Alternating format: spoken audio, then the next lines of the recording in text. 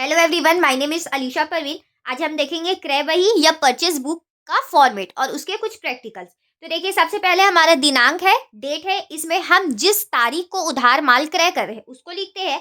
विवरण या पर्टिकुलर, इसमें हम जिस व्यापारी या संस्था से उधार माल खरीद रहे हैं उसका नाम यहाँ पे लिखते हैं। बीजक क्रमांक, यहाँ हम इनवॉइस नंबर लिखते हैं। हमारा खाता पृष्ठ संख्या के लिए होता है जिसमें इस प्रविष्टि की खतौनी की जाएगी। राशि, इसमें हम ट्रेड डिस्काउंट या किसी तरह का जीएसटी होगा उसे हम घटाते हैं। और शुद्ध राशि, यहाँ पे हम ट्रेड डिस्काउंट या जीएसटी का जो घटा हुआ शुद्ध मूल्य है या नेट वैल्यू है उसे हम यहाँ पे लिखते हैं। तो चलिए हम एक क्वेश्चन के थ्रू इसका प्रैक्टिकल समझते हैं। देखिए, हमारा पहला क्वेश्चन है, निम्नलिखित लेनदारों को क्रय बही में लिखे। परचेज बुक में हमें इसे लिखना है। हमारा पहला क्वेश्चन है, इसमें 2005 जुलाई 1। तो यहाँ पे हम दिनांक वाले कॉलम में आएंगे, डेट वाले कॉलम में आएंगे, इसका ईयर डालेंगे और इसका दिनांक डालेंगे 1 जुलाई। अब देखिए, इसमें हमारा है संकर से 1500 रुपए का माल 10% व्यापारिक कटौती पर क्रय किया।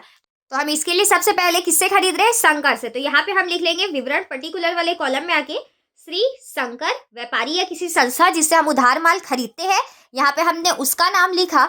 अब देखिए, यहाँ पे हम नाम लिख चुके हैं। अब यहाँ पे 1500 रुपए का माल 10% व्यापारिक कटौती, 10% ट्रेड डिस्काउंट पे हम खरीद रहे हैं। तो 1500 रुपए, तो यहाँ पे हम राशि वाले कॉलम में इसे लिख देंगे। ये नेट वैल्यू क्योंकि नहीं है, अभी हम इसे नेट वैल्यू बनाएंगे तो इसमें हमारा है 10% ट्रेड डिस्काउंट। तो यहाँ पे हम लिख देंगे घटाया या माइनस, और यहाँ पे हमारा है 10% व्यापारिक छूट या ट्रेड डिस्काउंट। तो यहाँ पे हमने किया। अब देखिए, 1500 रुपए का 10% व्यापारिक छूट कितना आएगा? 150 रुपए। अब हम इसे माइनस करेंगे और यहाँ पे अमाउंट लिख लें। इसी तरीके से हम नेक्स्ट क्वेश्चन, यहाँ पे नेक्स्ट क्वेश्चन हमारा है, श्याम से 820 रुपए का माल क्रय किया। तारीख हमारा 15 है, तो यहाँ पे हमारा 15 जुलाई। अब हम श्याम से खरीद रहे हैं, तो यहाँ पे पर्टिकुलर या विवरण वाले कॉलम में आके श्री श्याम। अब देखिए, 820 रुपए का माल हम खरीद रहे हैं, परचेज कर रहे हैं। इसमें कोई भी ट्रेड डिस्काउंट नहीं है, व्यापारिक छूट नहीं है, तो ये हमारा डायरेक्ट नेट वैल्यू बन जाएगा। तो चलिए इसी तरीके से हम नेक्स्ट क्वेश्चन देखते हैं। नेक्स्ट क्वेश्चन हमारा है 17 तारीख। तो यहाँ पर हम आके डेट डाल देंगे दिनांक वाले कॉलम में।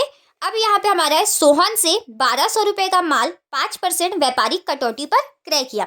तो हमने सोहन से क्रय किया है, तो यहाँ विवरण पर्टिकुलर वाले कॉलम में श्री सोहन। अब कितना माल क्रय किया? 1200, जो कि नेट वैल्यू नहीं है, तो हम यहाँ पे अमाउंट वाले कॉलम में 1200 लिखेंगे।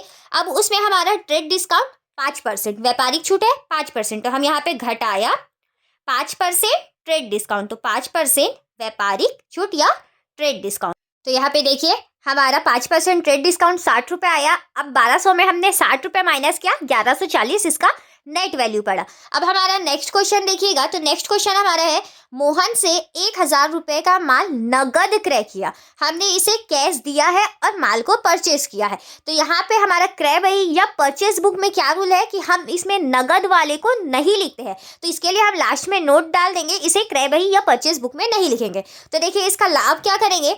अब हमने यहाँ पे सारे नेट वैल्यू को लिख दिया। यहाँ पे हम टोटल योग का कॉलम बनाएंगे और जितने हमारे नेट वैल्यू थे, शुद्ध राशि थी, जैसे कि यहाँ पे 1350, 820 और 1140, सभी को प्लस कर लेंगे। हमारा आया 3310 रुपये। और जो हमारा 29 जुलाई जो नगद वाला था उसको हम यहाँ पे क्या करेंगे, 29 जुलाई का व्यवहार रोकड़ व्यवहार है, अतः इसे क्रय बही में नहीं लिखेंगे, इसका हम नोट